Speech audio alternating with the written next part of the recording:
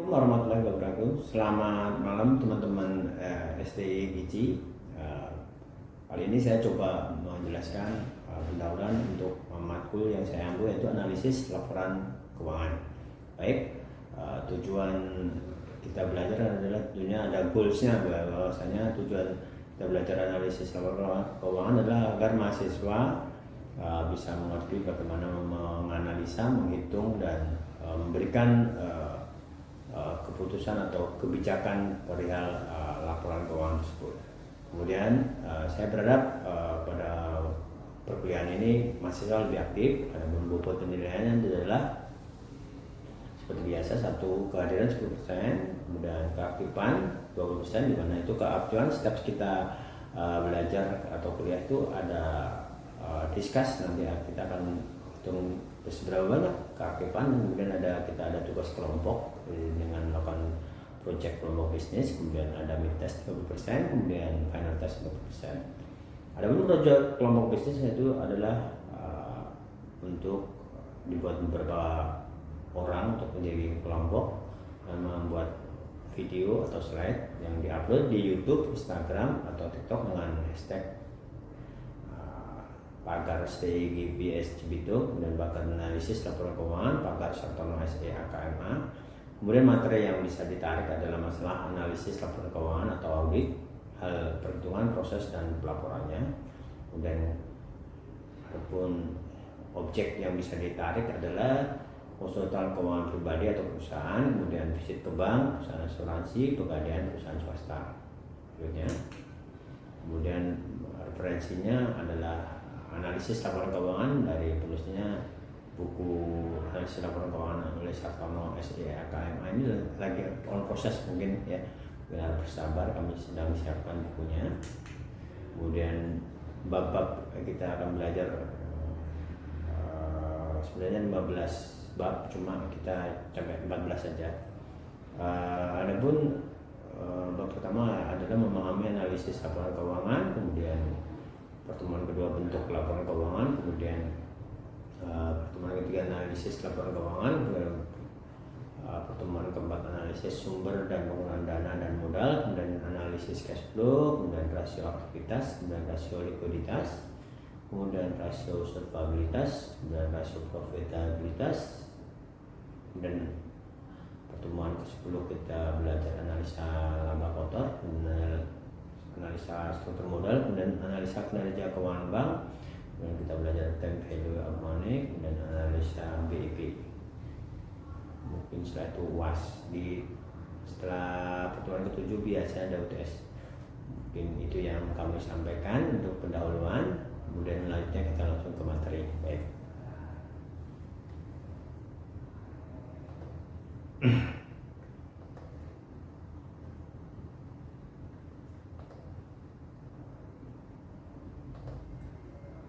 Yaitu materi pertama kita adalah memahami analisis laporan keuangan. Baik.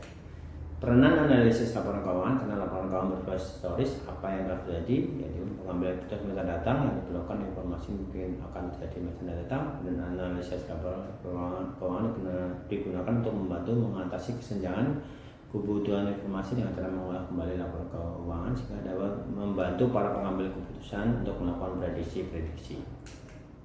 Skema analisis laporan keuangan menunjang untuk keputusan masa depan adalah proses akuntansi, laporan keuangan, keputusan untuk masa depan, kemudian analisis laporan keuangan. Seorang analisis melakukan beberapa hal. Satu, menentukan dengan jelas tujuan dari analisis. Kemudian kedua, memahami konsep-konsep dan prinsip-prinsip yang mendasari laporan keuangan tersebut. Kemudian ketiga, memahami perekonomian dari bisnis lain, yang berkaitan dengan perusahaan dan mempengaruhinya. Beberapa contoh tujuan analisis keuangan: investasi pada saham, kemudian pemberian kredit, dan kesehatan pemasok. Kemudian kesehatan pelanggan, kemudian kesehatan perusahaan, kemudian pemerintah mengatasi dan analisis internal, analisis pesaing, dan penilaian kerusakan. Kegiatan perusahaan, yaitu lingkungan perusahaan, tujuan dan strategi perusahaan, investasi, operasi, dan pendanaan. lingkungan perusahaan dan lingkungan eksternal, dan bisa dikelompokkan dalam lingkungan makro dan industri di mana perusahaan beroperasi. Kemudian kondisi internal perusahaan itu sendiri juga menentukan perusahaan seperti manajemen perusahaan, karyawan perusahaan, dan representasi perusahaan. Tujuan dan strategi perusahaan, ada beberapa cara untuk mengklasifikasi strategi diferensiasi, biaya rendah dan fokus. Strategi diferensiasi menekankan pada faktor non harga sebagai alat kesayangan pengembangan harga premium. Strategi biaya rendah sebenarnya strategi fokus, fokusnya pada pelayanan terhadap segmen tertentu yang belum terlayani dengan baik.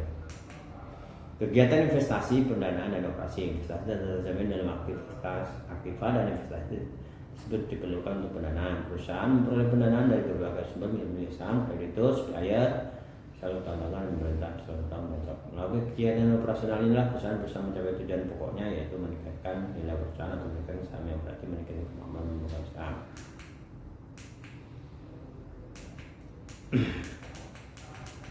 Pentingnya laporan keuangan untuk mengetahui kondisi keuangan, mengetahui kesehatan perusahaan, dan mengetahui perkembangan perusahaan. Pihak-pihak yang dibutuhkan adalah pemilik perusahaan, kemudian untuk mengetahui berdasarkan perusahaan, untuk menilai prestasi manajer atau pimpinan perusahaan, untuk mengukur tingkat biaya dan berbagai kegiatan perusahaan, untuk mengukur efisiensi tiap bagian, dan untuk mengukur hasil kerja tiap individu, mengambil kebijakan prosedur baru untuk mencapai hasil yang terbaik. Pihak-pihak yang membutuhkan laporan keuangan: para investor untuk mengetahui tingkat keuntungan yang diperoleh, dan untuk mengetahui kemana dana yang ditanamkan; kreditor untuk memutuskan prima atau menolak pengajuan kredit, untuk mengukur kemampuan membayar perusahaan, untuk kepentingan keamanan dana yang dipinjamkan; pemerintah untuk penanggulangan perpajakan, untuk mengetahui kemampuan perusahaan dalam membayar upah. Pengertian laporan keuangan. Akuntansi adalah satu proses mulai dari pencatatan, penggolongan, perikasan, pelaporan, dan interpretasi transaksi keuangan perusahaan. Laporan keuangan ada 2 daftar disusun oleh akuntan pada akhir periode oleh suatu perusahaan, itu menurut penjelasan Mayer. 2 daftar tersebut adalah neraca yang menunjukkan posisi keuangan perusahaan, dan laporan laba rugi yang menunjukkan hasil operasi perusahaan. Pada umumnya ditambahkan laporan ketiga, yaitu laporan perubahan modal atau perubahan laba yang ditahan untuk perusahaan untuk PT. Sifat laporan keuangan: fakta yang telah dicatat berdasarkan data fakta dan catatan akuntansi. Laporan keuangan tidak menjelaskan posisi keuangan terkini. Prinsip-prinsip dalam kebiasaan di dalam akuntansi. Untuk memudahkan catatan untuk keseragaman, dianggap perusahaan akan berjalan terus. Daya beli uang dianggap tetap stabil dan konstan. Kemudian pendapat pribadi, walaupun sudah ada konvensi penerapan tergantung pribadi, misalnya penentuan metode penelitian, penentuan metode penilaian. Keterbatasan laporan keuangan. Laporan keuangan besar balik pada dasar merupakan interim, raport, sebenarnya bukan merupakan laporan final. Laporan keuangan menunjukkan angka dalam rupiah yang kelihatannya bersifat pasti dan tahu, tetapi sebenarnya dasar penelitian dengan standar nilai yang mungkin berbeda dengan atau berubah-ubah. Laporan keuangan disusun berdasarkan transaksi keuangan atau nilai rupiah berbagai waktu di mana daya beli uang tersebut semakin menurun, misalnya kenaikan beli tidak mencerminkan kenaikan volume penjualan. Laporan keuangan tidak dapat mencerminkan beberapa faktor yang dapat mempengaruhi posisi keuangan yang tidak dapat dikuantifikasi. Laporan keuangan yang pokok yaitu ada neraca untuk mengetahui kondisi keuangan perusahaan, yaitu aset, utang, pos modal, laporan laba rugi, laporan prestasi perusahaan selama jangka waktu tertentu, kemudian laporan arus kas, laporan menjadikan informasi nilai kas masuk atau keluar bersih dari suatu periode. Pengakuan, penilaian, dan klasifikasi aset. Sumber daya diakui sebagai aset apabila satu perusahaan mempunyai hak penggunaan aset tersebut sebagai aset transaksi atau pertukaran pada masa lalu. 2. Manfaat ekonomi masa mendatang bisa diukur dikuantifikasi pada tingkat kesepakatan yang memadai. Aset bisa merupakan berupa aset moneter atau non moneter. Jika ada waktu klaim atas aset moneter lebih dari setahun, maka moneter dinyatakan dalam PV. Beberapa cara untuk mendapatkan nilai aset moneter adalah historical, current replacement, current absolute value, dan present value. Klasifikasi dalam laporan laba rugi adalah standar akuntansi. Diklasifikasikan dalam pendapatan, laba rugi, laba luar biasa, dan laba karena perubahan bersifat metode akuntansi. Kemudian kemudian laporan arus kas, ada operasi, kas diterima barang menjelang badan dasar, kemudian kas yang dibayar untuk operasi, ada kas dalam operasi perusahaan. Kas yang diterima dari penjualan investasi bangunan pabrik, kurangi kas yang dibayar untuk investasi di keuangan akuisisi bangunan pabrik, kemudian aliran kas spesial investasi. Dari pendanaan, kas yang diterima dari utang obligasi, kas yang dibayar untuk dividen pembelian saham kembali, kemudian ada aliran kas dari pendanaan. Demikian kami sampaikan. Wassalamualaikum warahmatullahi wabarakatuh.